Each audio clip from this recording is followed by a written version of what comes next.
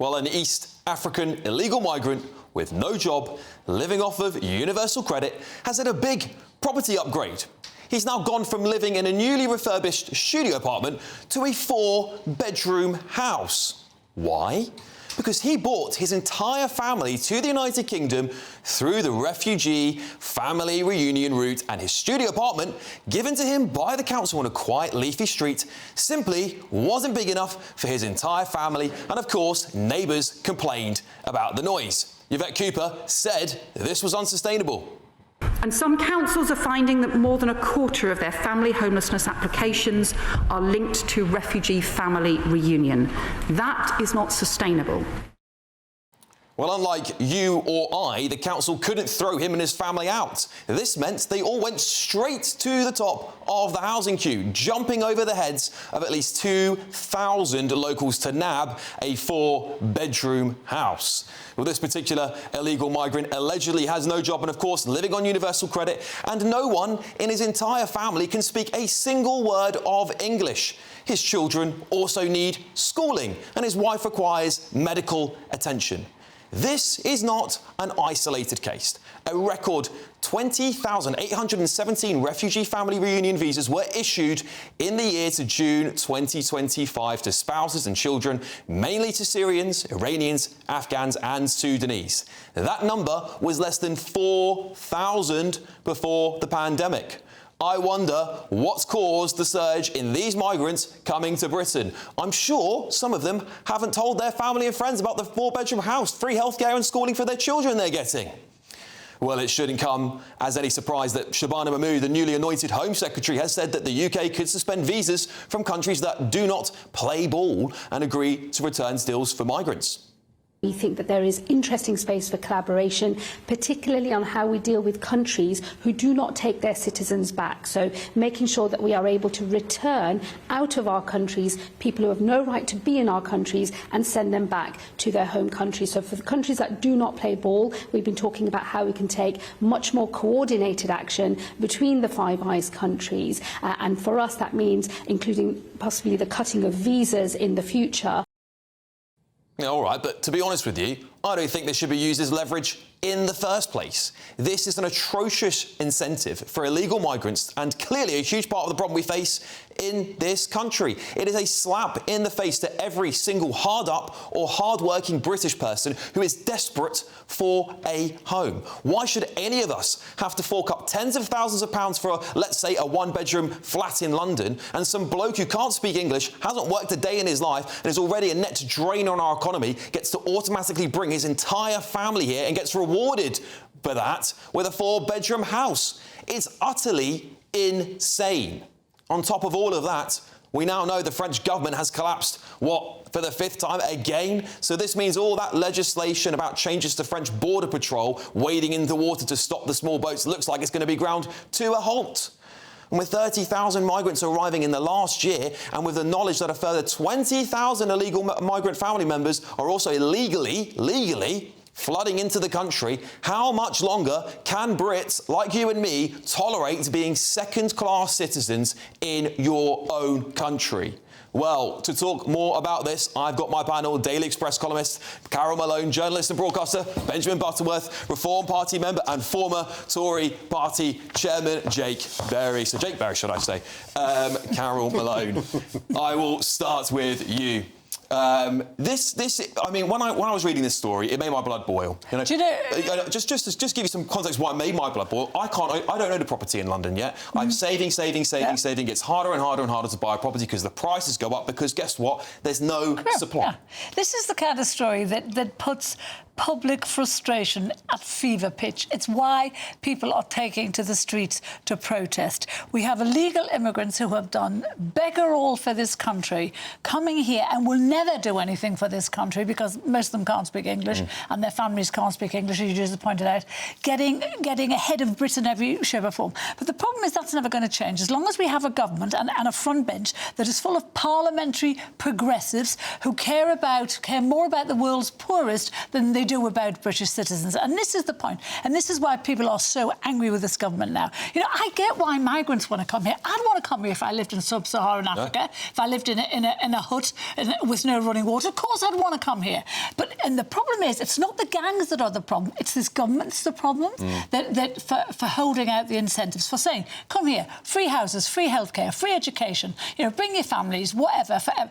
That it is the government that's a problem, and as long as this government, and Shabana Mahmood can say what she likes, but unless she is prepared to make this government leave the ECHR, nothing is ever going to change. Yeah, but Benjamin, look, I mean, this is two-tier, isn't it? Because British citizens, if they want to bring a foreign spouse to this country, they've got to earn, I think, at least 30 grand. But if you're an illegal migrant, you cross the channel, you've got all the freebies already, then you get into council housing, that's not big enough for you. You bring your whole family, you get a 4-bedroom house. This is a two-tier system, and I appreciate Labour saying they're going to crack down on it, but they're dangling it over the heads of these countries, going, well, if you don't agree to our returns, then we'll stop it. Stop it completely. Well, and she said at some point in the future, whatever that means. Yeah, exactly. Well, Benjamin? look, monologues like yours make me so glad that I voted Labour, because finally...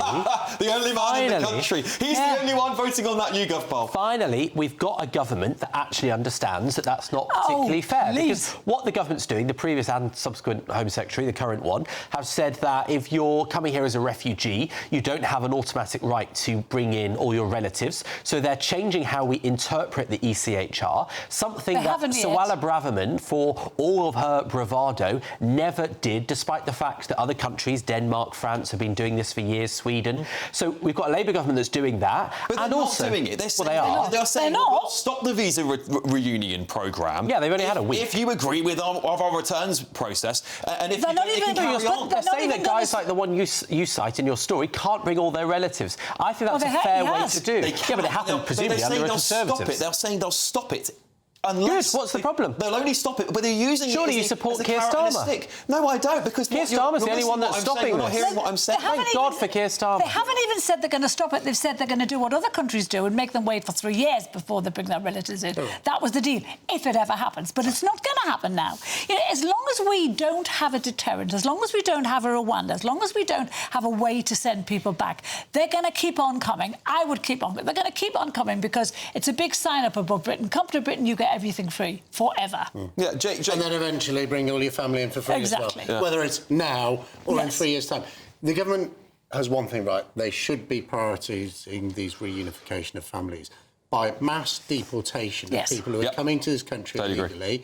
This guy should have been sent back to live with his family in his country of origin. It's what the British people want. No matter who they voted for at the last general election, the world has changed. The British people have moved on. They want their country back. They want their country, run in a way that prioritises our homeless veterans who fought in the British Army. They want their country to prioritise housing their children. They might have lived in a community for decades and their children can't get on the housing ladder. You were talking about you can't get on the housing ladder. As a highly paid GB News presenter, you can't get on the housing ladder. The British people want real change. That's what we need. Benjamin, this is the point, isn't it? This is the point, right? For British people, it's got to a point now where it's unfair on them. It's unfair on hard-working people who pay their taxes, and for people who want to bring foreign spouses over here. This two-tier system's got to end, and the only way to end it is with mass deportations to free up the housing supply first, and give people the homes they need. And what do we do about the homeless people in our streets? Labour don't seem to care about them. Well, there have been homeless people, numbers of homeless people rocketed under the Conservatives. That's true. We'd almost eradicated it by 2010. Yeah, let's depends what you measure for. It ended almost in the entirety during COVID. I'm afraid it depends what you measure for. People who are already here, legally here, on the road to citizenship, the idea of deporting them, I think, is offensive and wrong and unprincipled. And I'm afraid there are lots of people for whom I think that is basically an avenue for their racism.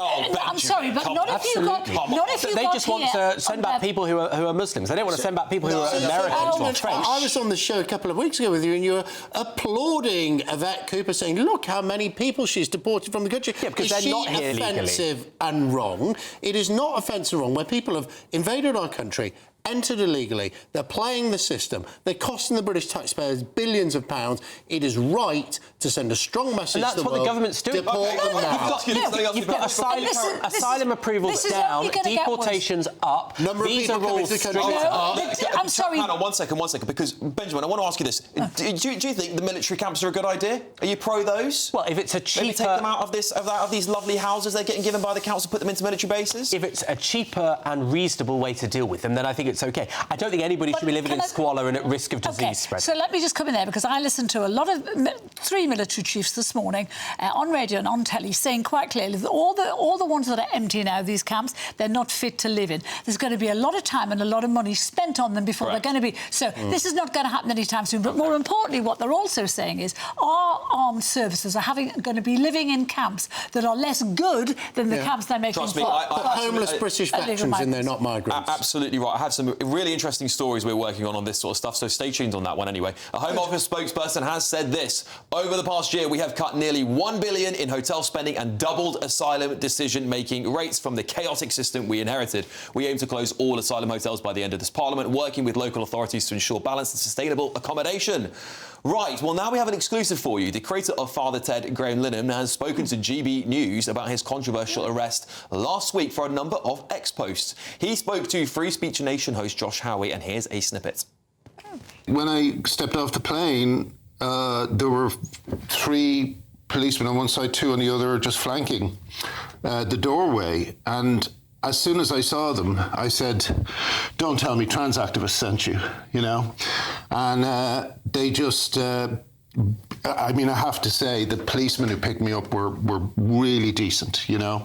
They brought me to a quiet area where I wouldn't be embarrassed, and they told me I was under arrest. But because I was just so disgusted that I went nuts. I was absolutely infuriated. I said, "Do you know how you look to America? Do you know what America thinks of Britain at the moment?" And, you know, it's nothing to do with them. They don't care. They're not making the rules. So finally, I mean, I was so incandescent with anger. They did talk about putting cuffs on me. So he said, "Please just let me calm down. You're not bringing me through an airport in cuffs for defending women's rights." And they went off and they discussed it, and they agreed to bring a van around the back. And I went down and I thought, "Oh, OK, that's not so bad, that's not so bad." But then they opened the back of it, and I had to sit in a little tiny cell in the back, like that's like, you know, that. Yeah, big stuff there. Jake, I'll start with you. What does this mean for Britain? We were talking about free speech last hour, right? I think for us it should be a moment of national shame. You have an Irish national who tweeted something out 4 months ago, when in the United States, flies into this country and is arrested by armed cops. Whatever the rights or wrongs of that, it just looks awful for Britain, and it's why, as he said, America is listening and they think we've got a real problem. Benjamin? The reality is that trans people are a tiny part of this country, and they are being abused and vilified. And they are abusing and vilifying other people. They are not. Yes, they are. Well, name me the transgender politician, the transgender newspaper columnist, the transgender CEO, the transgender person on this channel. They don't exist. All of the time. I say the abuse and I say the insult. Wallace, can I just say something now? I say the abuse from trans people to women and to other people who've criticised the trans ideology. How many trans billionaires are constantly attacking individuals? It is a nasty, vindictive campaign to which this country should be ashamed. Trans lobby. There's a lot of things people shout at you, I'm sure. Shout at me. It hurts. It's not very nice, but I will die for their free speech to say it. Because if I want to stop them from saying that, then I should stop them from saying it. And I can still say bullying is wrong. No one in this country has a right not to be offended. Not in a democracy, you don't. But what I thought was really sad about Graham's interview there was that he said he was grateful not to be dragged through an airport in cuffs. What, for 4 tweets that he sent out 4 months ago? If they were that bad and that insightful, he should have been arrested 4 months ago in a much quieter way than that. Jake, Reform UK are talking about scrapping the online safety bill and things like this. I personally think they need to go further. I think we need to be looking at the Malicious Communications Act and all these different things that have led to this legislation being so easily enforced by the police. Well, I mean, how far should we go? Well, I didn't support the online safety bill when I was in Parliament. The latter stages of it, I decided it had gone too far, which is why I refused to support it. It's a great start. But Carol is absolutely spot on.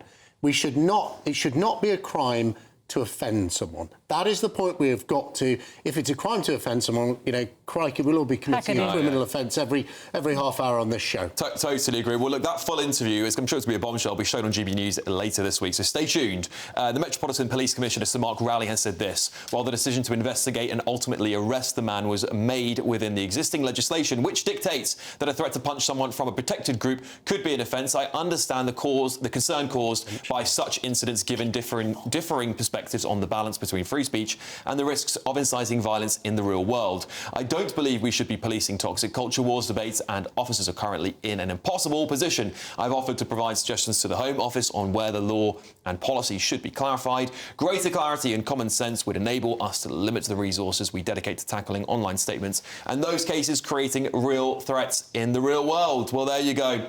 And also, another special for you coming up this Wednesday at 7 p.m, the Farage Immigration 2-hour special. You won't want to miss this one, I'm sure. GB News will be covering some of the most astonishing exclusive stories, speaking to stellar guests and providing world-class analysis. Immigration isn't just the issue, it's the issue of our time. Don't forget to send in your views, Farage at gbnews.com, and tune in this Wednesday at 7 p.m for the Farage Immigration 2-hour special, of course only here on this channel.